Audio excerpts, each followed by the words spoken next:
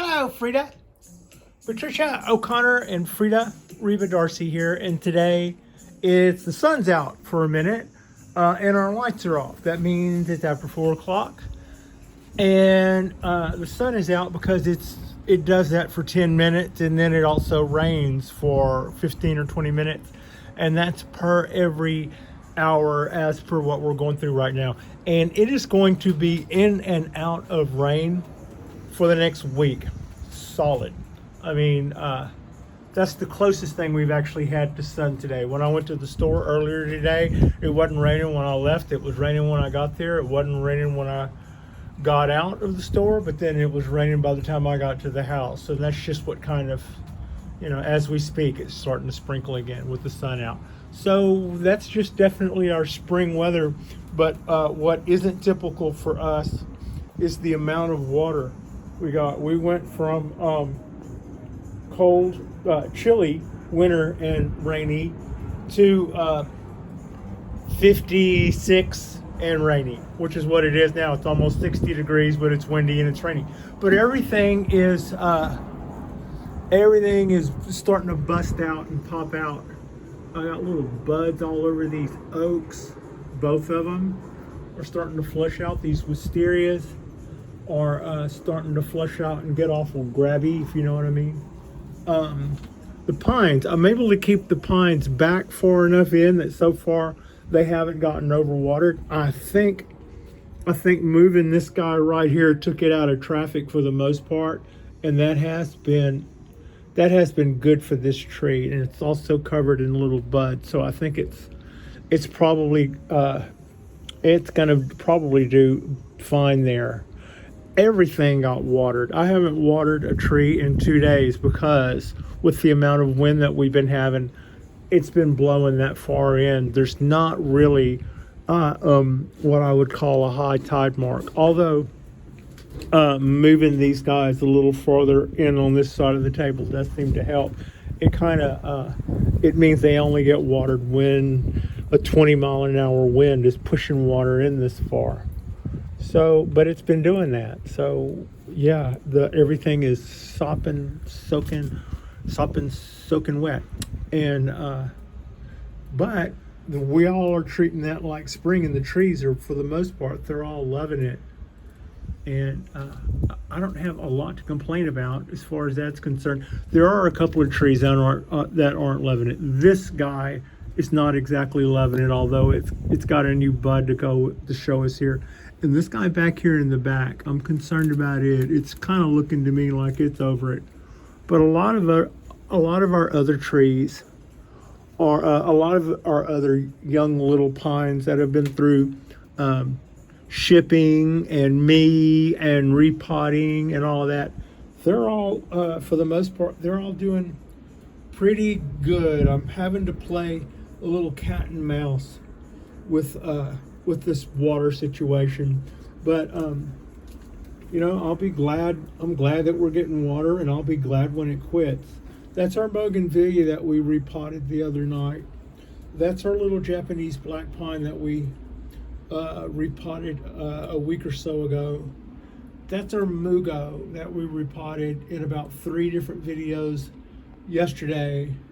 And this is our new acquisition ponderosa babe that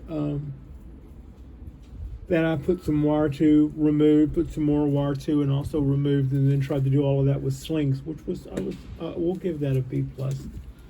So yeah, as far as my wanting to rig this root down here, I don't think you can. Before I ever got any movement in that branch, the first thing that happened was it lifted that root right up. So, and that was with my copper ring. I made a copper ring, laid it in there with it, and then cinched that up, and promptly tried to screw that down. And as I did, I just lifted that root right up and went, well, that's not a cinching point.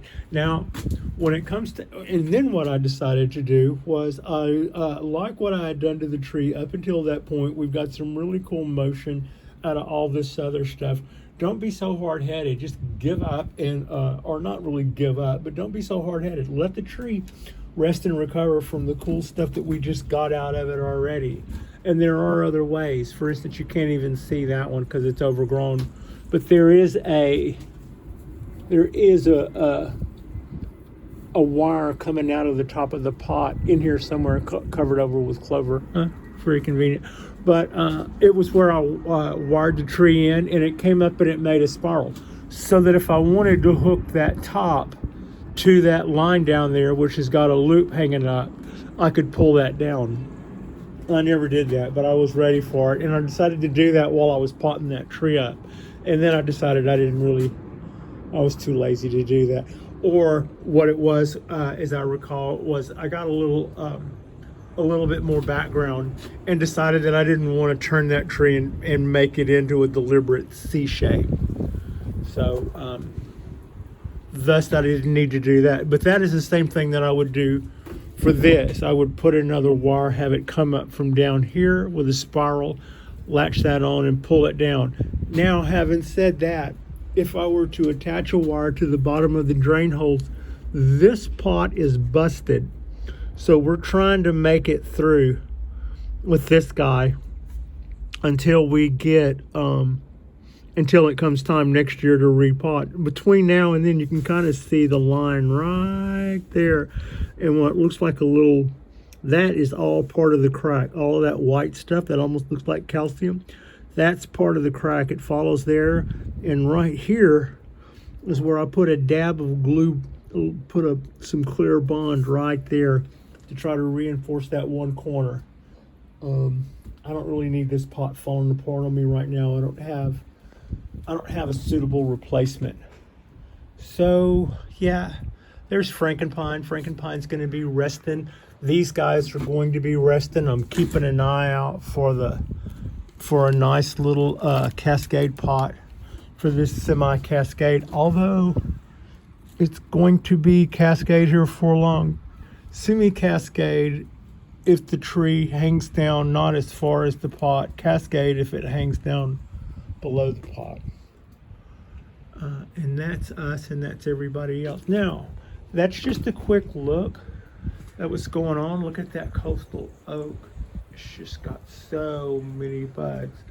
And this guy, our cork bark, also so many buds. Having just now figured out how this tree responds and what it responds to, and now we're really going to start rebuilding in earnest. And I also am stricken with the idea that this thing will always have these proportions. You know, unless I make some huge change, this will always have these proportions. And some big change would have to be, I mean, when do you see, you know, what I'm getting at is a lot of times you want to see an oak that's fat, not long and skinny. So with this base, which is fantastic, that's beautiful. And then we get up to here. Oh, yeah. And you can see all that. You can see the way the cork bark just kind of rolls and rolls. But then it just keeps going and going and going and going. And in order to try to give that some sort of proportions, we're going to be out here and out here. And every once in a while, I just look at this tree and go, Pat, chop it off right here. Take that leader and do a comb over, and then let it flip back on itself a couple of times and grow a big new top that's twisted and gnarly and canyon looking and has that base from that tall.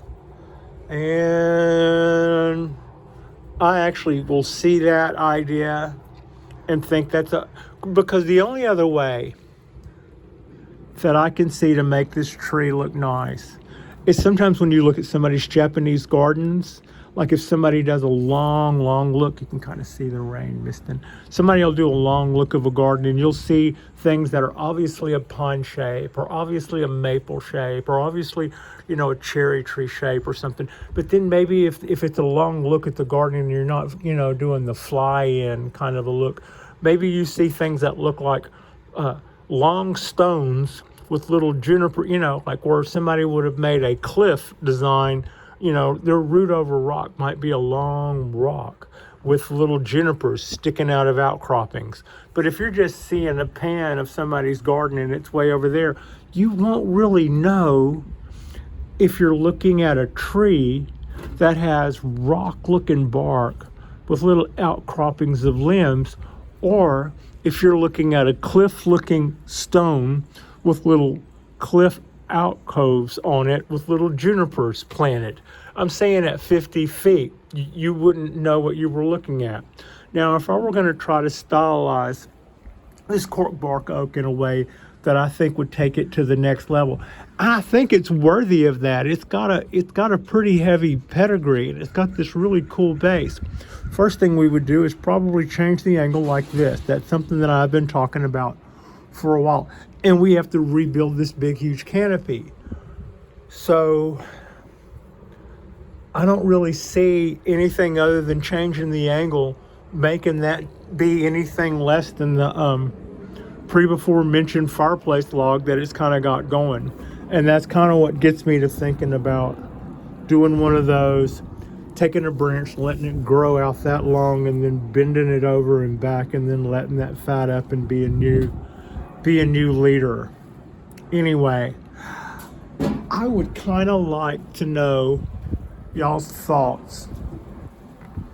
Good or bad. The other side to that is I do have to consider, you know, how big this is going to get on the balcony. If I, you know, and it might be that we could all decide that, and then I just don't have the heart to do it, you know, because I admit that's kind of a decision. Anyway, that's kind of what I got going on tonight.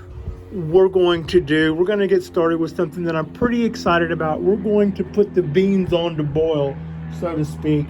Today, for the rest of the day, I'm going to start accumulating, that's an old World War II. I'm going to start accumulating the bits and pieces we need to do our Japanese black pine seedlings. And I've got some supplies that I've started digging out of the little crooks and crannies that I have. Those are all pots. Those are all bins for pots. And I got more of them, and I got more trays. I'm thinking we'll probably just go with trays like this.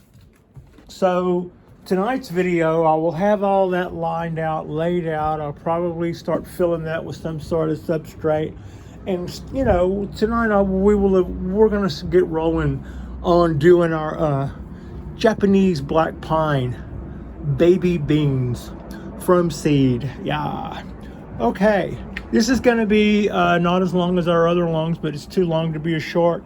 Thank you so much for watching on this breezy day. Pat has the creeping cruds, but the aspirin and the coffee kicked in, so I thought I would get one in the can while I had you here. And like and subscribe if you guys haven't already. I appreciate you, and Frida appreciates you. And our next drop will be tonight. Thank you so much for watching.